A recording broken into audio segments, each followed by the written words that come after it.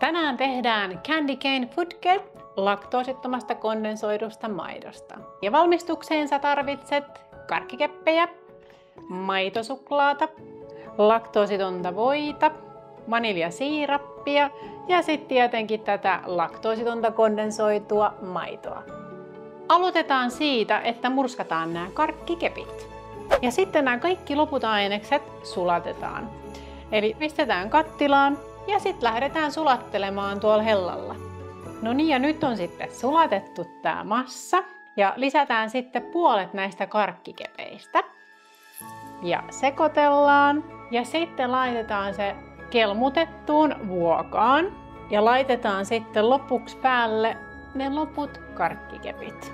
Ja laitetaan jääkaappiin jäähtymään noin 4-5 tuntia. Sitten leikataan se halutun kokoisiksi paloiksi. Näin helppoa tää oli. Ja näähän muuten sopii sitten kavereille vaikka joululahjaksi.